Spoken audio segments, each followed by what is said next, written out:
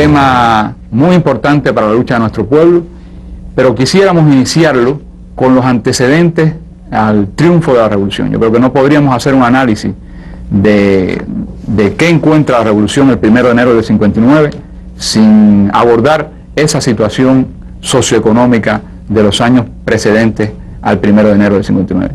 La Cuba de entonces tenía una estructura agrícola o una estructura económica agrícola con una sola industria importante o de cierta importancia, la industria azucarera, y el resto de la industria era de muy escasa importancia.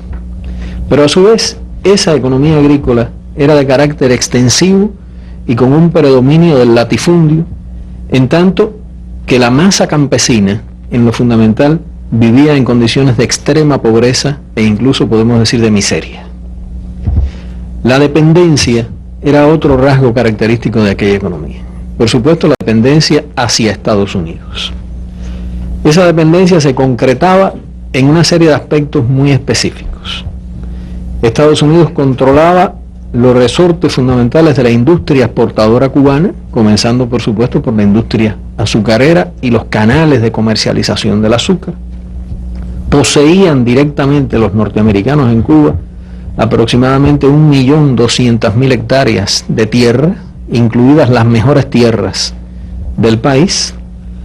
Controlaban de modo directo el servicio de electricidad, el servicio telefónico, el abastecimiento de combustible, el crédito bancario y buena parte de la escasa industria existente, incluyendo la industria láctea, la industria de la goma, la industria del níquel, las pocas industrias que tenían alguna relevancia en la Cuba de 1959. La dependencia hacia Estados Unidos era extremadamente marcada en el campo de las relaciones comerciales. El 60% de las exportaciones cubanas de la época iban hacia el mercado de Estados Unidos y de allí procedían entre el 75 y el 80% de las importaciones que hacía Cuba. Creo que habría que agregar un rasgo más a la situación económica de la época, y era la característica de desempleo y subempleo que marcaban la economía cubana de entonces. Si sumamos el desempleo y el subempleo, entre el 25 y el 33% de la fuerza de trabajo cubana de entonces se encontraba en esa triste condición. Pero quizás sea la realidad social de la época la que nos da un cuadro aún más directo y claro de aquella sociedad. Aquella realidad social incluía cosas, y inevitablemente voy a tener que dar algunas cifras, pero son cifras muy elocuentes en sí mismas. La tasa de analfabetismo general promedio era de 23%. Pero si tomamos la población rural, esa tasa de analfabetismo alcanzaba el 41% de la población en áreas rurales. Existían en el país, con aproximadamente 6 millones de habitantes, casi 1 millón de analfabetos absolutos y más de 1 millón de semianalfabetos. Existían en aquel entonces unos 600.000 niños sin escuela, y en cambio, y paradójicamente, existían al mismo tiempo 10.000 maestros que no tenían trabajo. Solo el 55% de los niños en edad escolar estaba matriculado en las escuelas, o dicho en otras palabras, de cada 100 niños, 45 en edad escolar no se encontraban matriculados. Es decir, no había cobertura para ellos en el sistema de enseñanza de la época. Y el nivel de escolaridad medio en el país era de 2 grados de enseñanza primaria. Si echamos un vistazo a la situación de la salud, nos encontramos que existía un médico por cada 1.076 habitantes. En la ciudad de La Habana, que solamente tenía el 22% de la población del país en la época, en cambio se concentraban el 61% de las camas de hospital disponibles. Obviamente, en la Cuba de aquel entonces no existía virtualmente la medicina rural.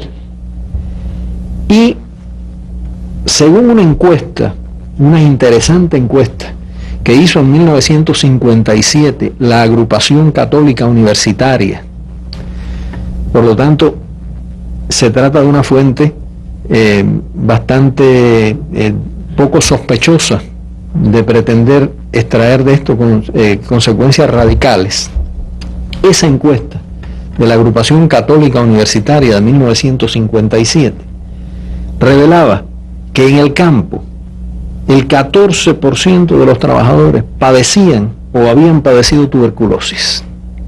El 13% padecía en ese momento fiebre tifoidea. El 36% tenía parasitismo intestinal. Y el 31% de los trabajadores agrícolas padecía paludismo. La mortalidad infantil, esa mortalidad infantil que hoy nos enorgullece hasta los niveles que la hemos reducido a niveles de países altamente desarrollados. En la Cuba de enero de 1959 era superior a 60 por cada 1000 nacidos vivos. Y la esperanza de vida en aquel entonces no alcanzaba los 65 años de edad. Esta misma encuesta de la Agrupación Católica revelaba que solo el 33% de las viviendas eran de mampostería y que en las zonas rurales el 78% de las viviendas eran los bohíos, bien conocidos, generalmente de piso de tierra y tabla de palma. En el campo solamente tenían instalaciones sanitarias el 4% de las casas, agua corriente el 10% y electricidad solamente el 10% de las viviendas. La situación de distribución del ingreso era en la viva estampa de una sociedad con una profunda desigualdad.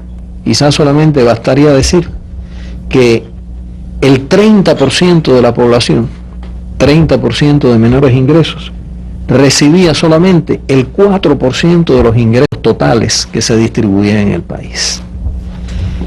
Y para no hacer quizá demasiado largo esto, recordar solamente que la seguridad social solamente alcanzaba al 53% de los trabajadores, en tanto que muchas de las entonces cajas de retiro, así llamadas, se encontraban defalcadas o absolutamente en bancarrota. Y finalmente, solo el 11% de los trabajadores rurales tomaba leche y solamente el 4% comía carne. Esto es muy a grandes rasgos la situación económico-social del país al triunfo de la revolución. Es sobre esta economía pobre, subdesarrollada y dependiente sobre la cual se va a ejercer desde el primer instante la política agresiva en lo económico del gobierno de Estados Unidos. Esa política agresiva, y creo que bien lo decía Polanco al comienzo, se sitúa desde el mismo 1 de enero de 1959. Si bien no podríamos hablar todavía de un bloqueo, formalmente hablando, pero sí, indudablemente ya de una política agresiva con manifestaciones muy claras. En primer lugar, la acogida que reciben en Estados Unidos los batistianos, culpables de atroces asesinatos, torturadores, ladrones de los fondos públicos, que son acogidos allí. Ninguno de ellos es devuelto a Cuba, ni en ningún momento se devuelve a Cuba el dinero que se robaron de los fondos públicos. Solamente, y esta no fue la única fuente de enriquecimiento ilícito, las reservas monetarias cubanas al inicio de la dictadura de Batista eran algo superiores a 500 millones de dólares. Cuando cae el régimen de Batista, se habían reducido a 84 millones. Es decir, habían más de 400 millones de dólares que se evaporaron sencillamente.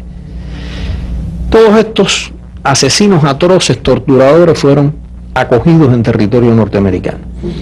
Ese dinero pasó a bancos norteamericanos y de vuelta hacia Cuba nunca llegó absolutamente un solo centavo. Hay inmediatamente después, en febrero del año 59, un segundo elemento muy claro. El entonces Banco Nacional de Cuba, presionado por el bajísimo nivel de las reservas monetarias, que representaban la garantía del peso cubano en aquel entonces, solicita en Estados Unidos lo que no fue más que un crédito modesto realmente para las condiciones de la época. Y este crédito fue analizado nada menos porque por el Consejo Nacional de Seguridad en Estados Unidos y denegado.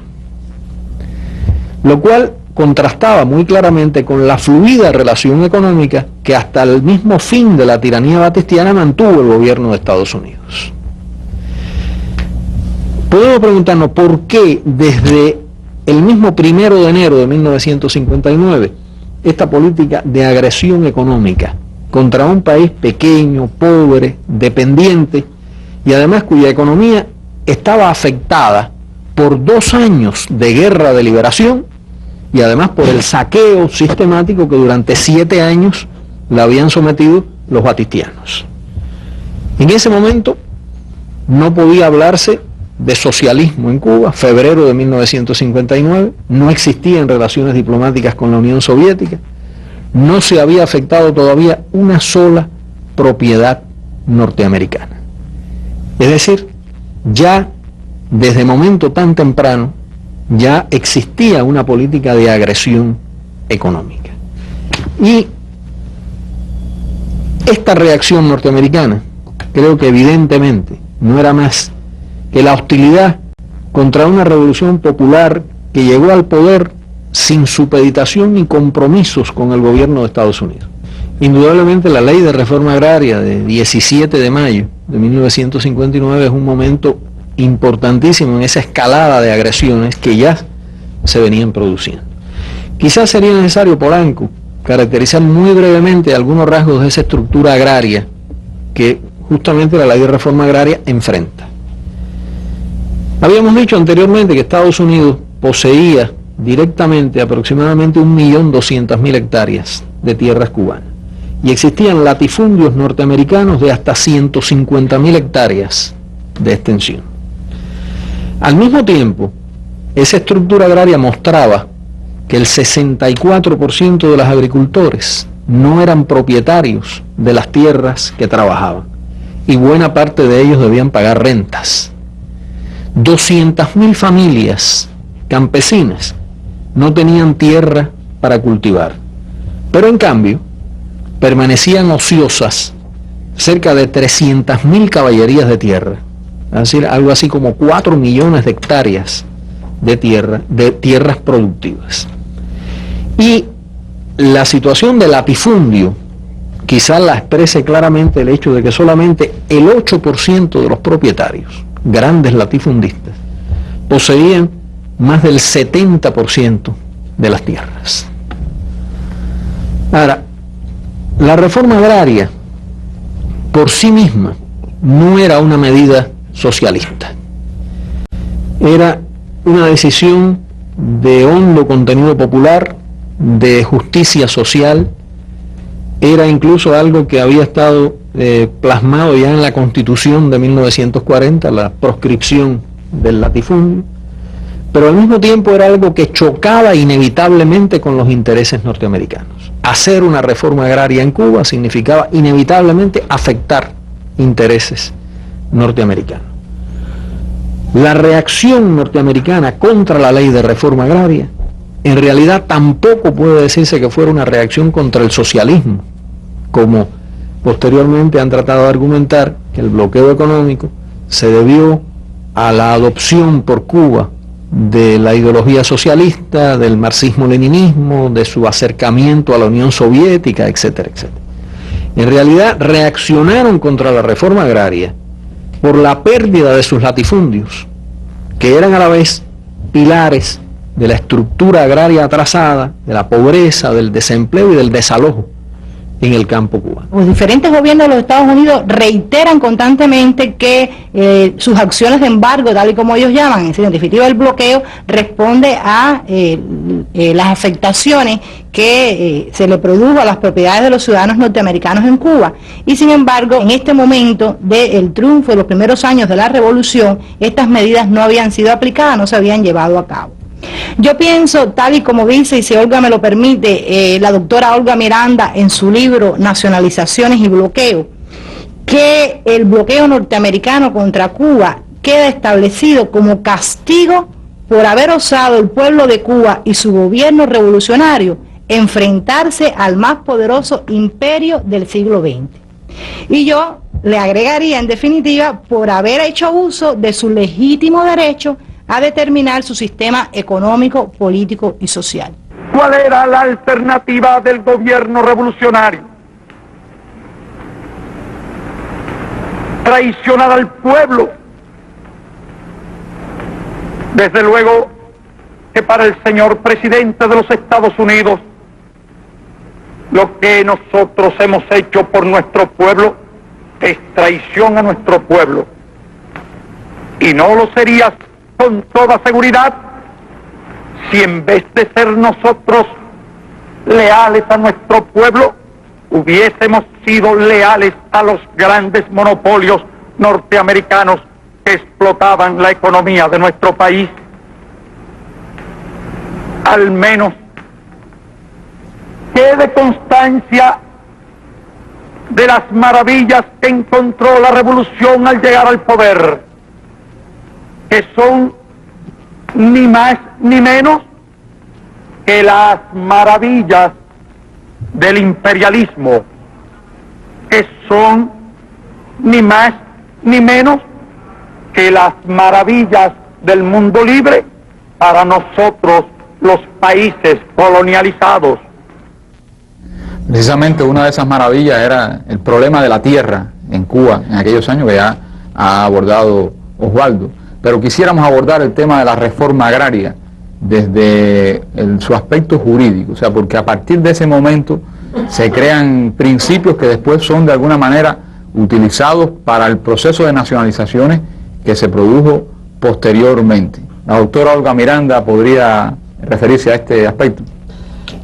Yo quisiera hacer primero una distinción entre confiscación y nacionalización. No solamente por lo que dijo Emilia, de que se ha tergiversado nuestro proceso, sino porque son dos instituciones completamente distintas. Incluso Cuba, la Revolución Cubana, comienza el proceso de reivindicación de su riqueza mediante los actos de confiscación a las propiedades del tirano y sus secuaces. Fíjense que empezamos en el año 59, en enero ya empezamos a actuar en ese sentido. Y solamente mayo, 5 meses después, es que aplicamos la primera medida de nacionalización, que es la ley de reforma agraria.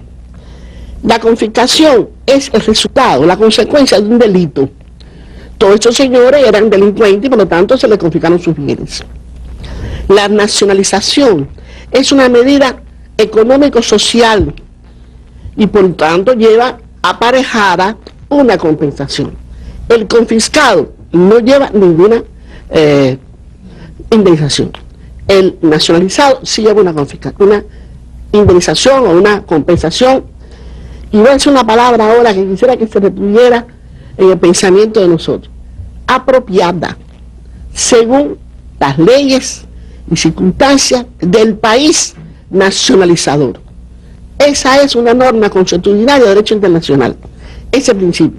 Y no el que alegan los Estados Unidos, precisamente en una nota que se refiere a la promulgación de la ley de reforma agraria. Esta nota la voy a leer yo, no me digo nada más, no quiero que me la auxilien, sino yo. ¿Por qué la quiero leer yo? Simplemente porque los Estados Unidos, en junio de 1959, ellos dicen: reconocemos el derecho del pueblo de Cuba a nacionalizar su propiedad. Es un derecho incuestionable, no lo pueden cuestionar. Pero, ahí viene el pero. Nosotros exigimos que esa expropiación sea pagada pronta, se ajusta pronta y adecuada y efectiva. O sea, eso es lo que se llama, o que ellos llaman, los estándares internacionales. Sin embargo, ese es el estándar de ellos y de los antiguos estados colonialistas. Los estándares internacionales actuales, que están vinculados en el derecho de autodeterminación económica reconocido por las Naciones Unidas desde la resolución del año 52, la 626, que mencionó Emilia, la 1803 de 1962 y la declaración de la Carta de Derechos y Deberes Económicos de los Estados de 1974, lo que dice es que la compensación es apropiada. Eso es lo que dice la ley internacional. Por lo tanto, no hay razón para estar pidiendo el justo, pronto y efectivo pago. Pero además, ellos se niegan ellos mismos al decirnos eso cuando desde el año 49 tienen una ley que reconoce el procedimiento de pago aplazado, que es lo que se usa en el mundo. Porque nadie puede hipotecar un país que surge, que emerge de una revolución, a pagar unas deudas que ni contrajo él y que fueron la carga de su pueblo.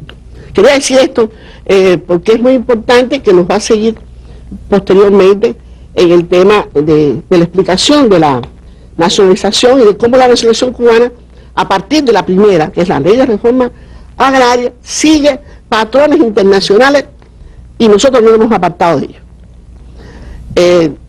Aún, como decía Emilia, en 1959 no está aprobado estas leyes posteriores.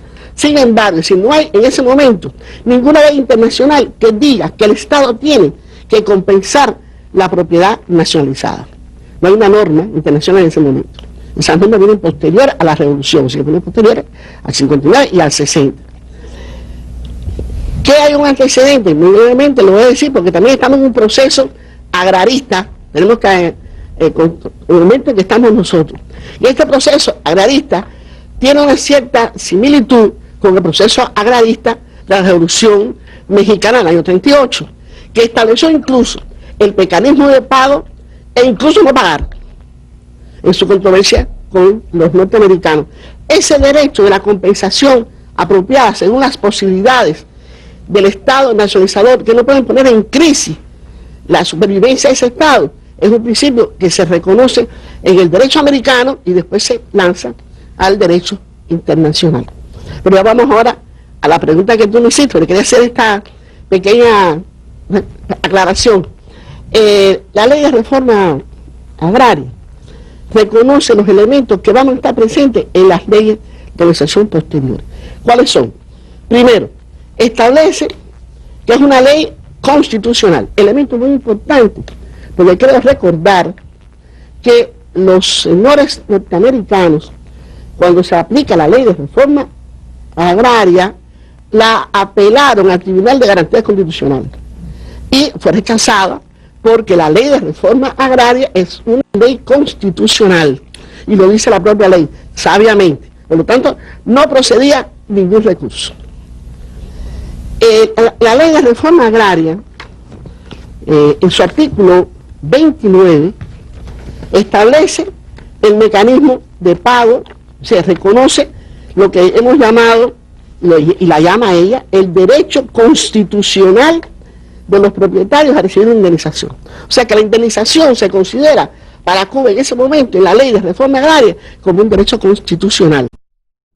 Ya se refirió a Osvaldo, a cómo fue el proceso en sentido de la emisión de los bonos, no me voy a referir a eso, en una forma generosa. Yo lo he dicho alguna vez, que la más generosa que la que hicieron los norteamericanos, el general MacArthur en las Filipinas, que le puso un 2%, nosotros le ponemos un 4,5%, pero el 4,5% además un periodo de gracia para no pagar impuestos, 10 años para no tener que pagar el impuesto sobre la renta, es decir, que es una serie de beneficios que tenía esta ley, que es una ley realmente impecable, bueno, como todas las leyes nuestras, no porque yo soy abogado, pero es que una ley impecable, igual que la nacionalización posterior. En esta ley de reforma agraria, además del principio de indemnización, está el principio de aplicación mediante un proceso legal. Es decir, aquí no llega cualquiera y dice yo te nacionalizo. No, hay una ley basada en la Constitución, en el artículo 24 de la expropiación forzosa por causa de utilidad pública, que tiene un procedimiento. Cuando Emilia se refirió a ese artículo 24, ese artículo 24 existía, pero existía en el cajón de los recuerdos, porque eso era prácticamente de la Constitución del 40, porque no se dictó la ley complementaria, que es la ley, que precisamente la ley de reforma agraria viene siendo la ley complementaria en relación con la nacionalización de la tierra. El otro elemento que está presente aquí y va a estar presente posteriormente es lo que consideramos nosotros como la causa de utilidad pública. Las nacionalizaciones cubanas, la agraria y las posteriores, son por causa de utilidad pública, para beneficio popular. no son para beneficio privado. Y esos son los elementos que el derecho internacional exige para tener un reconocimiento de una justa nacionalización, o sea, legal, legítima nacionalización.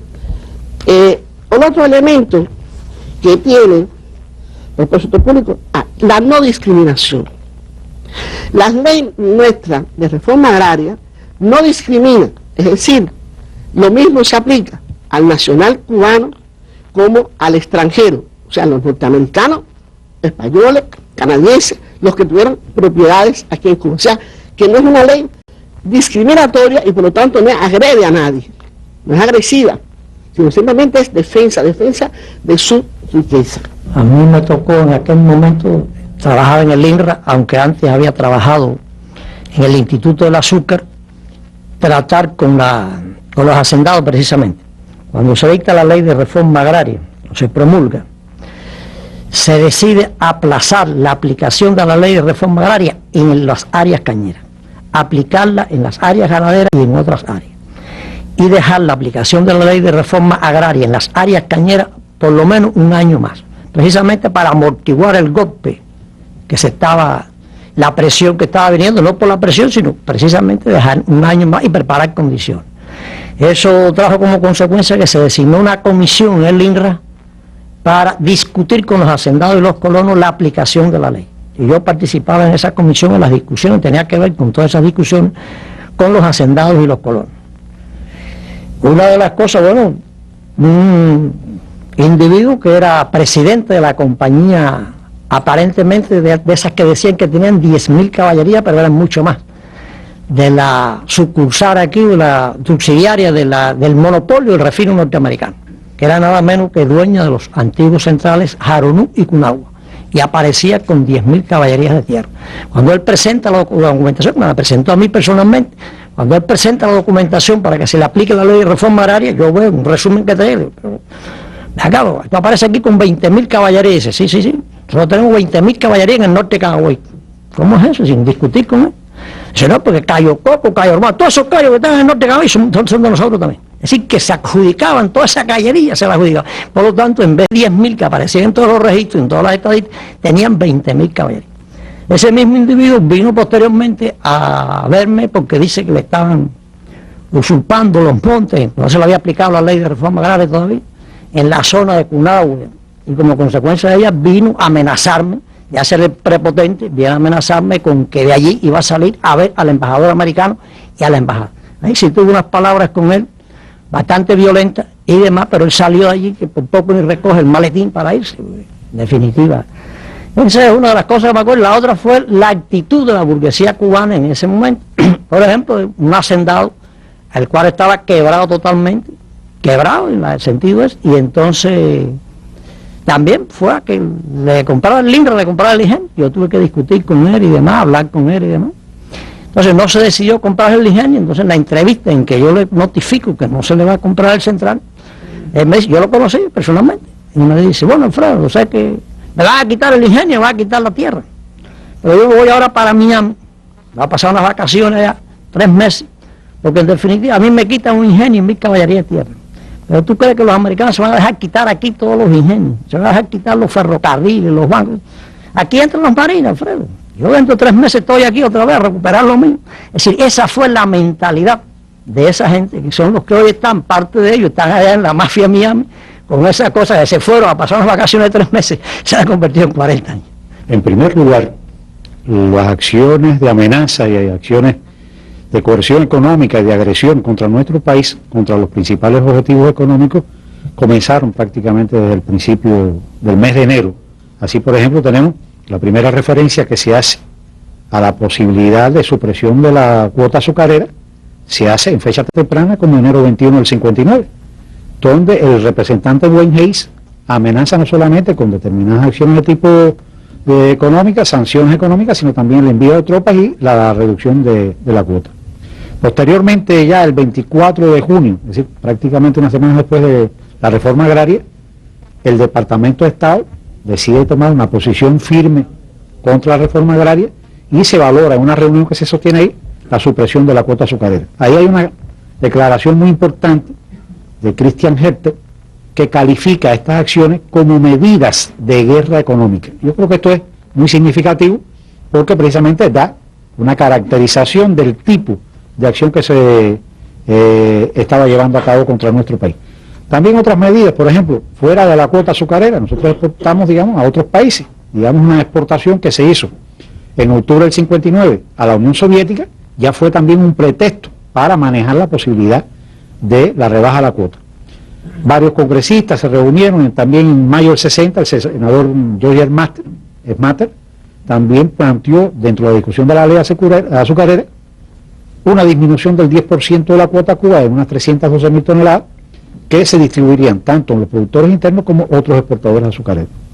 Conjuntamente con esto está la situación de la presión también del petróleo.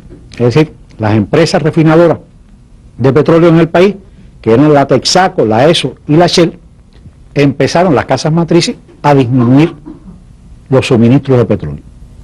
Y además de eso, también se negaron a procesar el petróleo que había adquirido el país, precisamente de otra fuente, incluso más baratas, y para procesarlo en esta refinería, violando con ello el artículo 44 de la Ley de Minerales y Combustibles, que estaba vigente desde el 9 de mayo del 38, y precisamente lo que da lugar a que posteriormente se tenga que tomar la decisión de intervenir la empresa Texaco y posteriormente la ESO y la Shell en el mismo mes de junio, día 28. Vamos entonces a pasar a este testigo excepcional que habíamos dicho ahorita, que es Wayne Smith, que era en aquel momento funcionario de la embajada entonces de Estados Unidos en Cuba. Adelante.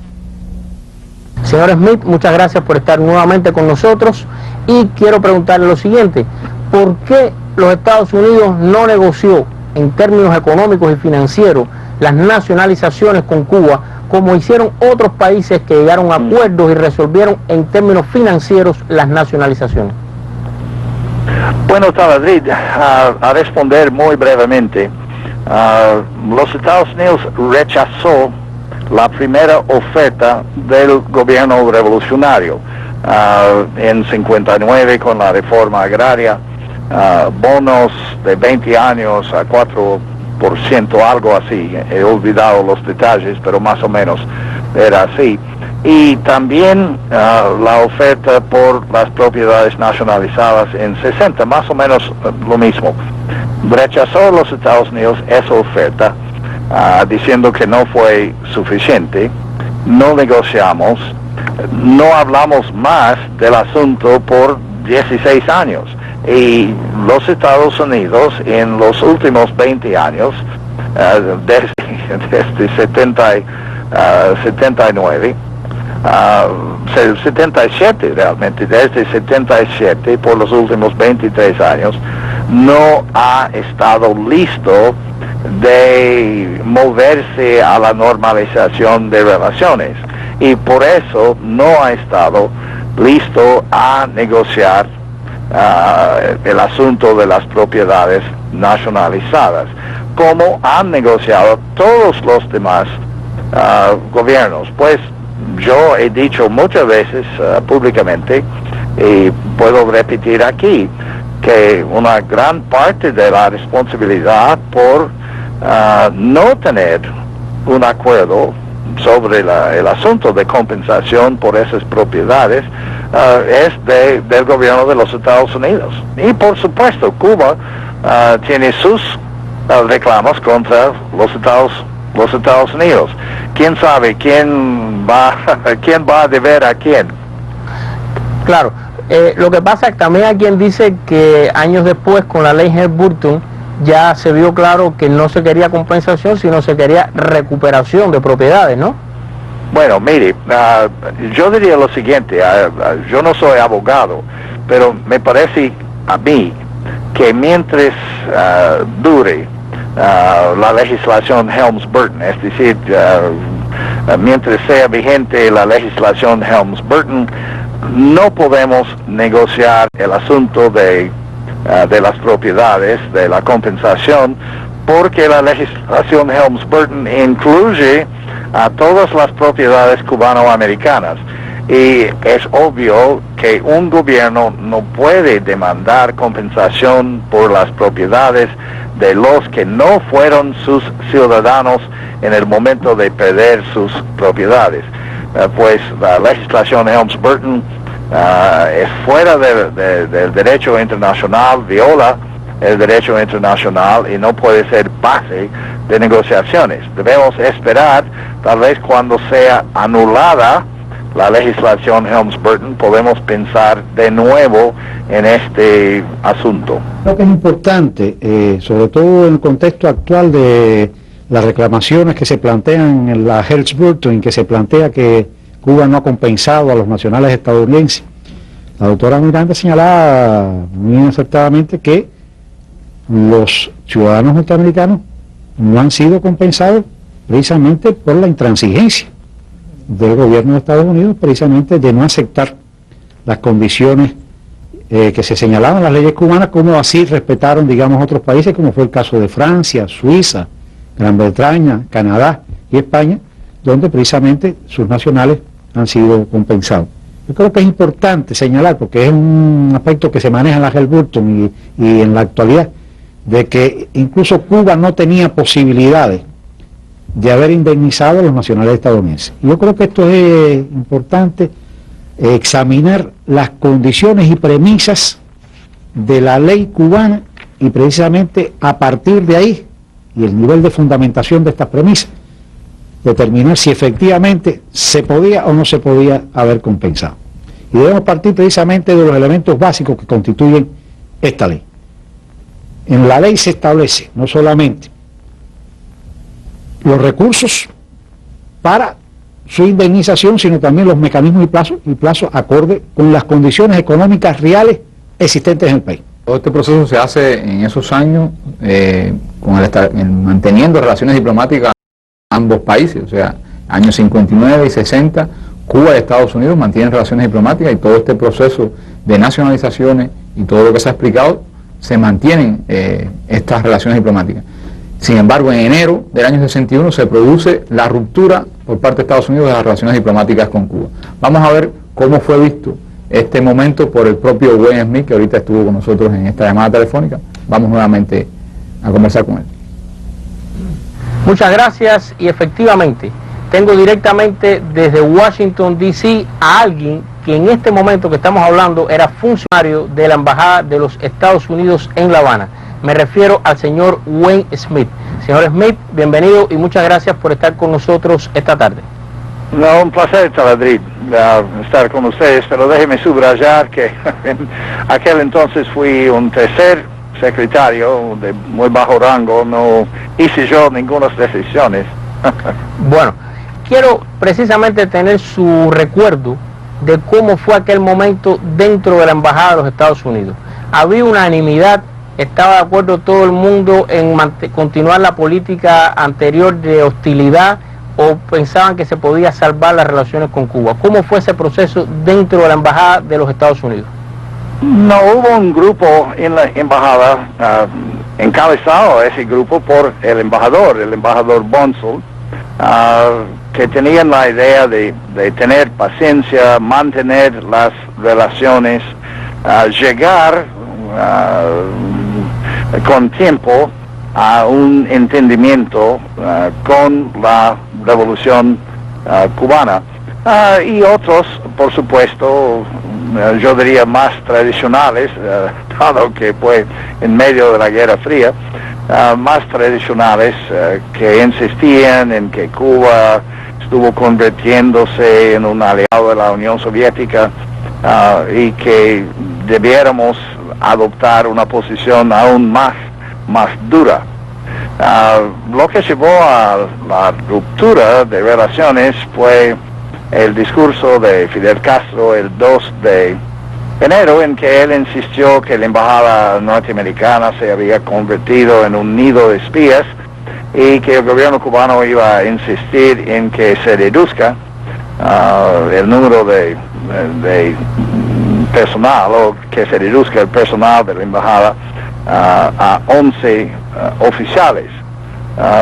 Comunicándonos con el Departamento de Estado esa noche, habíamos llegado a una decisión de que si el gobierno cubano tenía referencia a 11 diplomáticos, pues íbamos a dejar abiertas las puertas, pero 11 oficiales en total, es decir, mensajeros y secretarias, pues íbamos a romper relaciones.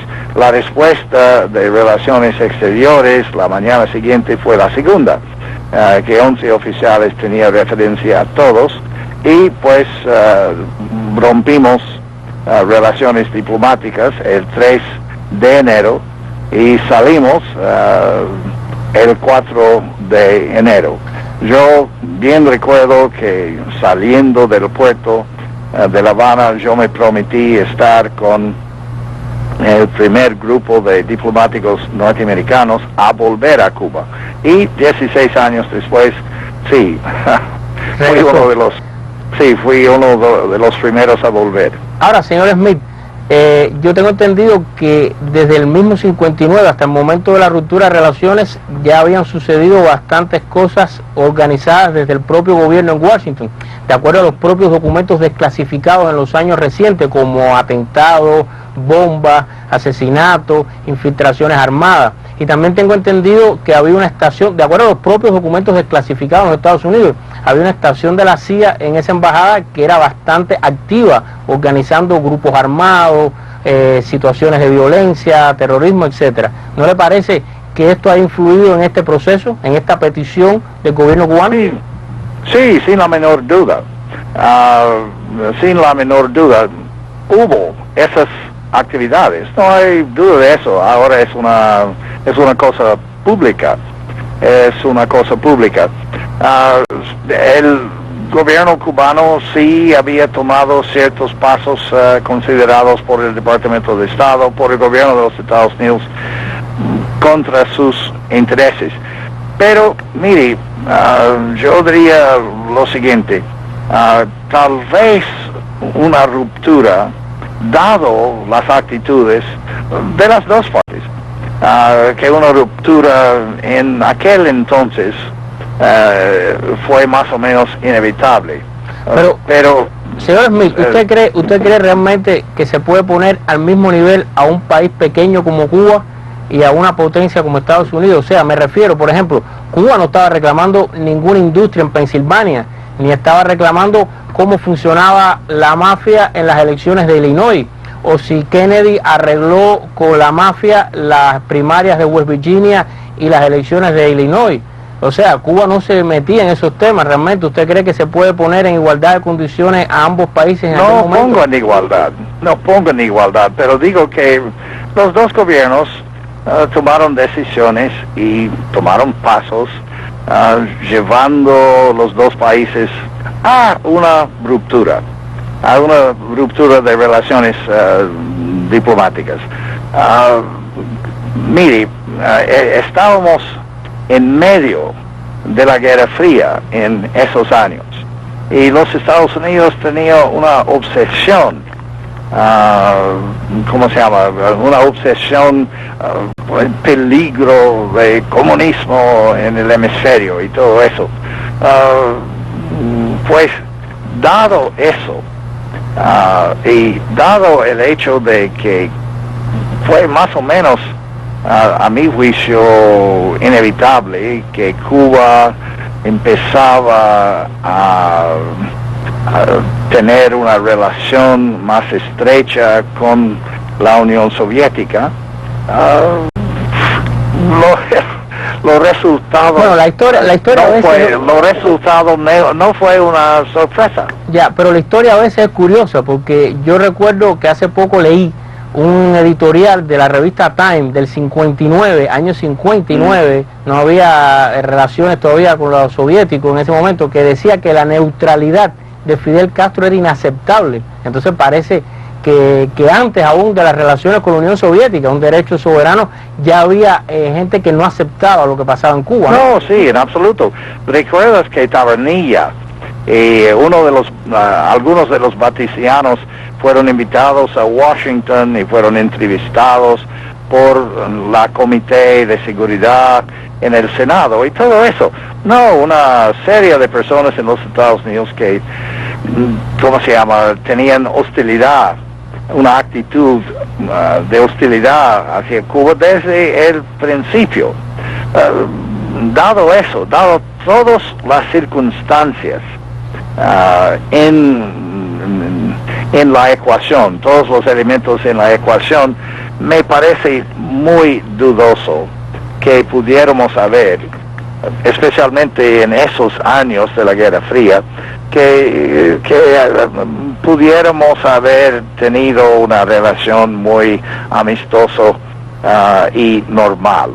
La respuesta norteamericana, dice algo de eso, fue arrogante, fue desmedida, desproporcional. Dice, me reduces, no puedo hacer espionaje, me voy. Y se fueron. Ellos fueron los que rompieron relación.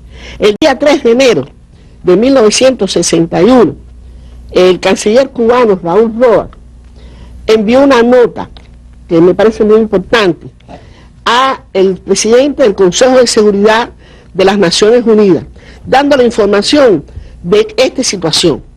Y esta nota dice, bueno, está un poquito oscura para leer desde aquí, dice lo siguiente: el gobierno de Cuba adoptó anoche la decisión de solicitar del gobierno de los Estados Unidos de América que redujera el personal de su embajada en La Habana a 11 personas, en proporción paritaria al número de funcionarios de la nuestra en Washington, dándole un término de 48 horas a los restantes para retirarse del país.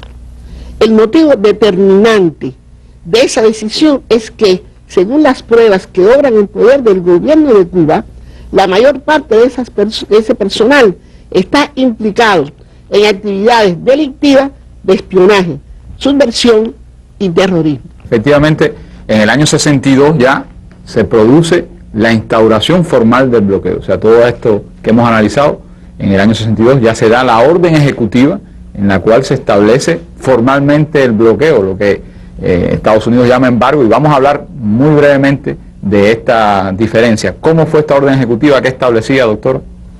Bueno, la orden ejecutiva ejecuta un mandato del presidente que había recibido del Congreso de Estados Unidos por la sección 620 de la ley de asistencia extranjera aprobada el 4 de septiembre del 61. Esta sección le dice al presidente: usted aplica el embargo para ello, o sea, el bloqueo, cuando usted lo considere procedente. Estamos hablando de septiembre del 61. Sin embargo, no es hasta febrero del 62, exactamente el día 7 de febrero del 62, en que se proclama el bloqueo total sobre el comercio con Cuba. El fundamento que toma el presidente Kennedy en ese momento tiene la octava reunión de consulta de los ministerios, del Ministerio de Colonia, de la OEA, que declaró que era incompatible con el sistema interamericano ser marxista-leninista. Y segundo, otra gran absurdo, que Cuba era parte de la campaña, la ofensiva subversiva chino-soviética. Esos son los dos fundamentos. Posteriormente, por tanto, tenemos aquí la seguridad hemisférica, o sea, y la seguridad nacional, los dos elementos. El presidente Kennedy declara entonces que se prohíbe a partir de las 12:01 del día 7 de febrero del 62 todo comercio de importación de todos los productos de origen cubano, y ordena al secretario del Tesoro a que adopte las regulaciones que van a prohibir precisamente, vamos a llamarle $0, para tener una palabra muy directa. Esto es un proceso muy complicado, una regulación que demoró un tiempo después, un año. Y por el otro artículo, otro capítulo, le dice al Departamento de Comercio, y creo importante esto, mientras que el Departamento del Tesoro le dice, ejecuta, actúa, al de Comercio le dice, continúa llevando a cabo las prohibiciones de toda exportación de Estados Unidos. O sea que ellos mismos reconocen que han venido aplicando todo un proceso de prohibiciones y le dice, continúa aprobando. Esta proclama, y le quiero decir, esta orden ejecutiva, para ser muy concreto, se cae por su base con hechos posteriores que deben ser analizados, por cuanto ya esta resolución, la octava resolución de la OEA no existe. En el año 75 fue dejada sin efecto. Y lo otro de la campaña subversiva chino-soviética no vale la pena comentar. Realmente, es decir, este término de embargo, como ha dicho Olga, aparece en este decreto presidencial que establece ya formalmente el embargo hacia Cuba, o el bloqueo hacia Cuba, es el término que ha utilizado los Estados Unidos para edulcorar o para engañar en definitiva al pueblo norteamericano y a la comunidad internacional sobre la naturaleza de estas acciones y de este andamiaje que contra Cuba, contra el pueblo de Cuba ha desarrollado los Estados Unidos, contra un país pequeño, como hemos dicho, y contra un país que no ha cometido delito ni está en guerra con los Estados Unidos. Y esto es importante, esta palabra de guerra, si ellos hablan de embargo, cuando nosotros decimos que es bloqueo, y ellos hablan de embargo comercial, de embargo financiero, para disfrazar y engañar sobre lo que realmente están haciendo. Es decir, Cuba solamente en este caso ha ejercido su soberanía a decidir libremente su nación y no ha cometido ningún delito, ni hay una guerra por lo menos declarada con nuestro pueblo por parte de los Estados Unidos. ¿Por qué por tanto decimos que se trata de un bloqueo ilegal y no un embargo? Bueno, nuestro pueblo debe saber, y los juristas en particular saben, que el embargo es un concepto jurídico, vinculado a la teoría general del proceso, es decir, a los procesos judiciales. El embargo es una medida cautelar, una medida preventiva que se aplica o se dispone por los tribunales cuando una de las partes de un litigio, digamos por ejemplo el acreedor de un deudor en una relación comercial, le pide al tribunal que embargue como medida cautelar, como medida preventiva, determinados bienes o una cuenta bancaria, por ejemplo, de ese deudor, para garantizarse que ese deudor va a cumplir la obligación que le debe. Es decir, que el embargo, repito, es este término, ellos lo han utilizado de otra manera, pero es un concepto jurídico, es un término jurídico aplicable en los procesos judiciales. Sin embargo, ¿qué es un bloqueo? El bloqueo es encerrar, incomunicar, aislar del exterior, asfixiar, enclaustrar, aprisionar, asediar a un grupo de personas o un país determinado con un fin político para hacer rendir por hambre a ese sitiado. Y fíjense que ahora digo sitiado porque es que el bloqueo es un término de guerra, es decir, realmente esta política o esta manera de actuar de tratar de bloquear, de aprisionar, de asfixiar, de encerrar para que no haya comunicación con el exterior a un país o a un grupo de personas determinados, está reconocido o se utiliza en tiempos de guerra y no en tiempos de paz. Por tanto, está claro que no se corresponde con la doctrina ni con la práctica internacional estas acciones que hacen los Estados Unidos, a las cuales le llaman embargo y que nosotros llamamos bloqueo. Rápidamente quiero decir que desde la Conferencia de Londres, la Conferencia Naval de Londres de 1909, se aceptó como principio de derecho internacional que el bloqueo es un acto de guerra y que por tanto no se reconoce un bloqueo en situaciones de paz, y que nosotros conozcamos, no hay una guerra declarada en estos términos por parte de los Estados Unidos. Y finalmente quiero decir que los propios Estados Unidos en el año 1916 responden a Francia sobre este tema, lo cual es muy interesante, y le dicen textualmente: los Estados Unidos no reconoce a ninguna potencia extranjera el derecho de poner obstáculos al ejercicio de los derechos comerciales de los países no interesados, recurriendo al bloqueo cuando no exista estado de guerra. Es decir que, en definitiva, se están aquí contradiciendo con lo que hace y utilizan la definición de embargo, repito, para confundir, pero que nada tiene que ver con lo que están haciendo los Estados Unidos, ni tampoco deberían bloquearnos, porque, repito, no estamos en guerra. Finalmente quiero decir, la comunidad internacional, como les decía, no se ha engañado sobre estos términos que ha utilizado los gobiernos de los Estados Unidos, porque en todas las resoluciones de las Naciones Unidas, donde se ha condenado y se le ha exigido a los Estados Unidos el levantamiento del bloqueo hacia Cuba, se utiliza el término de bloqueo.